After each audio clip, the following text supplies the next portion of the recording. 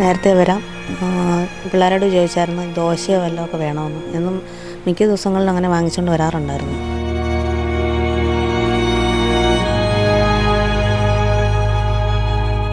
ചെറുതായിട്ടൊരു നെഞ്ചിനൊരു വേദന പോലെ വന്ന് കാരിത്താസിൽ അഡ്മിറ്റാന്ന് പറഞ്ഞു.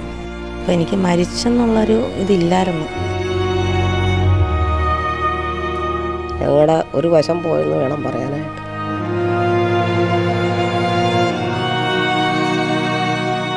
ശ്യാമേട്ടൻ്റെ ഒരു വരുമാനവും പിന്നെ ഞാൻ പോണതും ഒക്കെ കൊണ്ടാണ് നമ്മൾ അഡ്ജസ്റ്റ് ചെയ്തൊക്കെയാണ് കഴിഞ്ഞുകൊണ്ടിരുന്നത്. അപ്പം അത് ശ്യാമേട്ടനതായിരിക്കും സന്തോഷം. എന്നെ ഏൽപ്പിച്ചിട്ടല്ലേ പോയേക്കുന്നത്. അപ്പം ഞാൻ തന്നെ വേണ്ട എല്ലാ കാര്യം ചെയ്യാനായിട്ട്.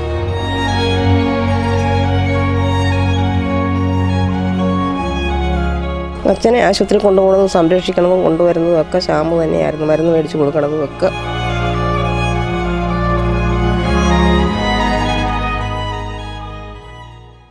നമസ്കാരം. ഡ്യൂട്ടി കഴിഞ്ഞ് മടങ്ങി വരും വഴി അക്രമിയുടെ ചവിട്ടേറ്റ് കൊല്ലപ്പെട്ട ശ്യാം പ്രസാദ് എന്ന പോലീസ് ഉദ്യോഗസ്ഥൻ്റെ വീട്ടിലാണ് ഞാൻ നിൽക്കുന്നത്. കഴിഞ്ഞ ഒരാഴ്ചയ്ക്ക് മുൻപ് കോട്ടയം ഏറ്റുമാനൂർ തെള്ളകത്ത് വെച്ചാണ് ശ്യാം പ്രസാദിൻ്റെ മരണത്തിനിടയാക്കിയ സംഭവമുണ്ടായത്. കോട്ടയം കടുത്തുരുത്തി മാഞ്ഞൂർ സ്വദേശിയാണ് ശ്യാം പ്രസാദ്. ഭാര്യയും 3 കുട്ടികളും അടങ്ങുന്ന ഒരു സാധാരണ കുടുംബത്തിലെ അംഗമാണ് ശ്യാം പ്രസാദ്. ശ്യാം പ്രസാദിൻ്റെ മരണത്തോടെ ഈ കുടുംബത്തിൻ്റെ വരുമാനവും നിലച്ചിരിക്കുകയാണ്. ഏറെ കഷ്ടപ്പെട്ടാണ് പ്രായമായ അമ്മയും ഭാര്യയും മക്കളും അടങ്ങുന്ന ഈ കുടുംബത്തെ ശ്യാം പ്രസാദ് നോക്കിയിരുന്നത്. ശ്യാം പ്രസാദിൻ്റെ അദ്ദേഹത്തിൻ്റെ മരണത്തോടെ കുടുംബവും വലിയ പ്രതിസന്ധിയിലായിരിക്കുകയാണ്. നിരവധി ആളുകൾ, പ്രത്യേകിച്ച് മന്ത്രി അടക്കമുള്ള ആളുകൾ ശ്യാം പ്രസാദിൻ്റെ കുടുംബത്തിന് ആശ്വാസവുമായി എത്തിച്ചേർന്നിരുന്നു. ഇപ്പോൾ ഒരു സാധാരണ വീട്ടിലാണ് അവർ കഴിയുന്നത്. ഇദ്ദേഹം മുൻപ് ജോലി കിട്ടുന്നതിന് മുൻപ് ഒരു ഓട്ടോറിക്ഷ ഡ്രൈവറായിരുന്നു. പിന്നീട് KSRTC ഡ്രൈവറായി ജോലി ചെയ്തു. പിന്നീട് 2018 പോലീസ് സേനയിലേക്ക് എത്തുന്നത്. ഒരു ശാന്തപ്രകൃതനായിരുന്നു ശ്യാം പ്രസാദ്. അത്തരത്തിൽ ജോലി കഴിഞ്ഞ് മടങ്ങി വരുമ്പോഴാണ് ഉണ്ടായ സംഘർഷത്തിൽ അദ്ദേഹം കടന്നു ചെല്ലുകയും അതിദാരുണമായി അദ്ദേഹം നെഞ്ചിന് ചവിട്ടേറ്റ് കൊല്ലപ്പെടുകയുമായിരുന്നു. ആ സാഹചര്യത്തിൽ ഇപ്പോൾ ഈ കുടുംബത്തിൽ ഞാൻ എത്തിയിരിക്കുകയാണ്. ശ്യാം പ്രസാദിൻ്റെ ഭാര്യ അമ്പിളിയാണ് ഇപ്പോൾ നമ്മളോട് സംസാരിക്കുന്നത്. അമ്പിളി ഇവിടെ സമീപത്തുള്ളൊരു സ്വകാര്യ ഹോട്ടലിൽ ജോലി ചെയ്ത് വരികയാണ്. ഇപ്പോൾ അമ്പിളിയുടെ വരുമാനം മാത്രമാണ് ഈ കുടുംബത്തിന് ആശ്രയമായി മാറിയിരിക്കുന്നത്. നമുക്ക് ചോദിക്കാം, ശ്യാം പ്രസാദിനെ കുറിച്ച് നമുക്ക് അമ്പിളിയോട് തന്നെ ചില കാര്യങ്ങൾ ചോദിച്ച് മനസ്സിലാക്കാം. ഈ സംഭവം നടക്കുന്നതിന് മുന്നേ ശ്യാം വിളിച്ചിരുന്നു? വിളിച്ചായിരുന്നു. എന്താണ് പറഞ്ഞത്? വിളിച്ചിട്ട് പ്രത്യേകിച്ചൊന്നും പറഞ്ഞില്ല. നേരത്തെ വരാം, അല്ലെങ്കിൽ ഒരു 11 മണിയൊക്കെ കഴിഞ്ഞാൽ വരാറ്. ഒരു 10 മണിക്ക് 10:30 ഒക്കെ ആകുമ്പോൾ എത്താമെന്നാണ് പറഞ്ഞത്. പിന്നെ പിള്ളേരോട് ചോദിച്ചായിരുന്നു ദോശയോ വല്ലതും വേണമെന്ന്. എന്നും മിക്ക ദിവസങ്ങളിലും അങ്ങനെ വാങ്ങിച്ചുകൊണ്ട് വരാറുണ്ടായിരുന്നു. പ്രത്യേകിച്ചൊന്നും പറഞ്ഞില്ല. നേരത്തെ വരാമെന്ന് മാത്രമേ പറഞ്ഞുള്ളൂ. അതിനുശേഷം ഈ സംഭവം അറിയുന്നത് എപ്പോഴാണ്? പിന്നെ ഞാൻ ഇടയ്ക്ക് വിളിച്ചായിരുന്നു കാണാനിട്ട്. അപ്പം സ്പെഷ്യൽ ഡ്യൂട്ടിയൊക്കെ ഉണ്ടെങ്കിൽ താമസിക്കും. അപ്പം കാണാത്തപ്പോൾ ഞാൻ വിളിക്കാറുണ്ട്. അപ്പോൾ ചിലപ്പം ഇങ്ങോട്ട് പോരുന്ന വഴിക്കാണെങ്കിൽ ഫോൺ എടുക്കാറില്ല. അപ്പം അങ്ങനെ എന്തെങ്കിലുമൊക്കെയാണെന്ന് ഓർത്ത് ഞാൻ വിളിക്കാറുണ്ട്. പക്ഷേ ഫോൺ എടുത്തിട്ടില്ല. പിന്നെ ഒരു സമയം കറക്റ്റായിട്ട് ഓർക്കുന്നില്ല. എൻ്റെ അമ്മയുടെ ചേച്ചിയുടെ മോൻ ഗാന്ധിനഗർ പോലീസ് സ്റ്റേഷനിലെ PR ആണ്. അപ്പം അണ്ണനാണ് എന്നെ വിളിച്ചത്. പിന്നെ ഒരു ചെറുതായിട്ടൊരു നെഞ്ചിനൊരു വേദന പോലെ വന്ന് കാരിത്താസിൽ അഡ്മിറ്റാന്ന് പറഞ്ഞു. അപ്പോൾ ചെല്ലാൻ പറ്റുമെങ്കിൽ ചെല്ലാൻ പറഞ്ഞു. അതാണ് പറഞ്ഞത്. ഇല്ല, കണ്ടില്ല, കാണാൻ പറ്റിയില്ല. ഏതായാലും വലിയൊരു സംഭവമായി പോയി. ഈ ശ്യാമിനെ സംബന്ധിച്ച് ശ്യാമിന് നേരത്തെ KSRTC ജോലി ചെയ്തിട്ടുണ്ടല്ലേ? KSRTC ഡ്രൈവറായിട്ട്. അത് എത്ര കാലം? അത് 2012 തോന്നുന്നു. അതിന് മുന്നേ PSC നിയമനം തന്നെയായിരുന്നു. ഓട്ടോറിക്ഷയിൽ KSRTCയിലൊന്നും 15 ദിവസമല്ലേ വണ്ടി ഓടിക്കുന്നത്. അപ്പോൾ അന്നേരം ബാക്കിയുള്ള ടൈമിന് ഓട്ടോ ഓടിക്കാറുണ്ട്. പേരെങ്ങനെ? അമ്പിളി. മക്കൾ എത്ര പേരാണ്? 3 പേരുണ്ട്. മൂത്തയാൾ മോള, 9ാം ക്ലാസ്സിൽ. രണ്ടാമത്തേത് ചെറുക്കനാണ്, ആങ്കൊച്ച്, 6ൽ പഠിക്കുന്നു. പിന്നെ ഏറ്റവും ആൾ പെണ്ണ്, അത് 4ാം ക്ലാസ്സിൽ. വളരെ ഈ പോലീസ് ജോലി ഉണ്ടെങ്കിലും വളരെ കഷ്ടപ്പെട്ട് കുടുംബജീവിതം നയിക്കുന്ന ഒരാളായിരുന്നു. ഇപ്പം പോത്തിനെ വളർത്തുന്ന ഓട്ടോ അങ്ങനെ അതെ. എന്തൊക്കെയാണ് അദ്ദേഹത്തിൻ്റെ ആക്ടിവിറ്റീസ് എന്ന് പറഞ്ഞാൽ പാട്ട്, സംഗീതം ഉണ്ട്. പിന്നെ കളരി ഉണ്ട്. എല്ലാത്തിലും തന്നെ ആക്റ്റീവായിരുന്നു. പാട്ട് എഴുതിയിട്ടുണ്ടോ? എഴുതിയിട്ടുണ്ട്. നമ്മുടെ അടുത്തൊരു അമ്പലമുണ്ട്, ശ്രീകണ്ഠേശ്വരം എന്ന് പറഞ്ഞ അമ്പലത്തിലേക്കുള്ള ഭക്തിഗാനം അത് ഒരുപാട് നാളെ ഭയങ്കര ഒരു ആഗ്രഹമായിരുന്നു അങ്ങനെ എഴുതണമെന്ന്. എഴുതിയത് ഇതാക്കി CD-യിലാക്കി അമ്പലത്തിൽ സമർപ്പിച്ചായിരുന്നു. ഇപ്പോൾ 2 വർഷം കഴിഞ്ഞെന്ന് തോന്നുന്നു. ഉത്സവത്തിനാണ് അവിടുത്തെ, ഈ ശിവരാത്രിക്ക് അവിടെ ഉത്സവം. അപ്പോൾ അതിനാ കൊടുത്തത്. ശ്യാമിൻ്റെ അച്ഛനും അമ്മയുണ്ടോ? അച്ഛൻ മരിച്ചുപോയി, അമ്മയുണ്ട്. ഇപ്പോൾ ഇവിടെ ഉണ്ട് വീട്ടിലോ? ഇവിടെ ഇല്ല, ചേച്ചിയുടെ അടുത്താണ്. ശരി. അമ്പിളിക്ക് എന്താണ് ജോലി? എനിക്ക് ബീസ ക്ലബ് ഹൗസ് എന്ന് പറഞ്ഞാൽ മാഞ്ഞൂരൊരു ഹോട്ടലുണ്ട്, അവിടെ കിച്ചണിലാണേ. ചെറിയൊരു ജോലിയുള്ളൂ. ചെറിയൊരു ജോലിയുള്ളൂ. ശരി. ഇപ്പം ഇങ്ങനൊരു സംഭവം ഉണ്ടായതിനു ശേഷം വളരെ ബുദ്ധിമുട്ടാണ്.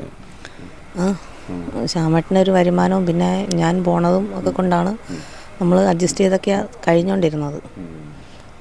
പിന്നെ എൻ്റെ അച്ഛന് 5 വർഷമായി പെരയുടെ മുകളിൽ നിന്ന് തളർന്ന് ഇരിക്കാൻ തുടങ്ങിയിട്ട്. അപ്പോൾ പുള്ളിയുടെ കാര്യവും ചികിത്സയും എല്ലാം ശ്യാമേട്ടനാണ് നോക്കിക്കൊണ്ടിരുന്നത്. ഒരുപാട് പേര് ആശ്വാസവാക്കുകളുമായി എത്തിയിരുന്നു, മന്ത്രി അടക്കമുള്ള ആളുകളൊക്കെ വന്നിരുന്നു. അവരൊക്കെ എന്താണ് പറഞ്ഞത്? എല്ലാവരും കുഴപ്പമില്ല, നമുക്ക് നല്ല ഇതായിട്ടാണ്, അവരെപ്പോഴും കൂടെ ഉണ്ട് എന്നാണ് പറഞ്ഞത്. സർക്കാരിൻ്റെ ഭാഗത്തു നിന്നുള്ളൊരു പിന്തുണ അറിയിച്ചിട്ടുണ്ടോ? എന്തെങ്കിലും സഹായങ്ങൾ നമ്മുടെ എനിക്ക് ആ മാനസികാവസ്ഥയിലല്ലായിരുന്നു, എന്നാലും എൻ്റെ 2 വീട്ടുകാരും കൂടെ ഉണ്ടായിരുന്നു ഇവിടെ. അപ്പോൾ അവരോടൊക്കെ ആ കാര്യങ്ങളൊക്കെ സംസാരിച്ചത്. പിന്നെ VD സതീശൻ സാറ് വന്നായിരുന്നു. സാറ് വന്നപ്പോൾ നമുക്കിങ്ങനെ വീട് വെച്ച് തരാമെന്ന് പറഞ്ഞിട്ടുണ്ട്. പിന്നെ ഇന്നലെ വാസവൻ സാറും വന്നായിരുന്നു. സാറ് ജോലിയുടെ കാര്യം പറഞ്ഞിട്ടുണ്ട്. ശരിക്കും ഇത് എന്താണെങ്കിലും നിങ്ങളെ സംബന്ധിച്ചിടത്തോളം അദ്ദേഹം നഷ്ടപ്പെട്ടതിന് പകരം ഒന്നും ആകുന്നില്ല. ശരിയാണ്, ഞങ്ങളുടെ ഒരു വശമാണ് പോയത്. തീർച്ചയായും ഇപ്പം അമ്പിളിയാണെങ്കിലും ഈ 3 മക്കളുണ്ട്. പ്രായമായ അമ്പിളിയുടെ അച്ഛനും അമ്മയുണ്ട്, അവരിലുണ്ട്. അപ്പോൾ അവരെയൊക്കെ നോക്കണമെന്നുണ്ടെങ്കിൽ അമ്പിളി ഇപ്പോൾ കരുത്തായി മനസ്സ് എന്താ പറയുക ശക്തിയോടെ നിന്നാലേ സാധിക്കുകയുള്ളേ. ഒരു ജോലി കിട്ടുവാണെങ്കിൽ ഒരു താൽക്കാലികമായിട്ടുള്ളൊരു പരിഹാരമാവുമല്ലോ. പിന്നെ ജോലി അത്യാവശ്യം, 3 പിള്ളേരുടെ കാര്യം എനിക്ക് നോക്കണ്ടേ. അപ്പം അത് ശ്യാമേട്ടനതായിരിക്കും സന്തോഷം, എന്നെ ഏൽപ്പിച്ചിട്ടല്ലേ പോയേക്കുന്നത്. അപ്പം ഞാൻ തന്നെ വേണ്ട എല്ലാ കാര്യം ചെയ്യാനായിട്ട്. അപ്പം ജോലി അത്യാവശ്യം. ഇങ്ങനെ ഒരു ദാരുണമായ സംഭവം, അദ്ദേഹം വീട്ടിലേക്ക് വരുന്നതിന് ഏതാനും മണിക്കൂറുകൾക്ക് മുന്നാണ് സംഭവം നടക്കുന്നത്. ആ സംഭവത്തെപ്പറ്റി എന്താണ് അമ്പിളിക്ക് പറയാനുള്ളത്? എനിക്ക് കറക്റ്റായിട്ട് എന്താണെന്ന് അറിയത്തില്ല. ഞാൻ ആശുപത്രി എന്നെ വിളിച്ചു. ആശുപത്രി ചെന്നപ്പോഴാണ് സാറന്മാരെല്ലാവരും ഉണ്ടായിരുന്നു. അപ്പോൾ എനിക്ക് മരിച്ചെന്നുള്ളൊരു ഇതില്ലായിരുന്നു. അത് കഴിഞ്ഞാണ് ഞാൻ അറിയുന്നത്.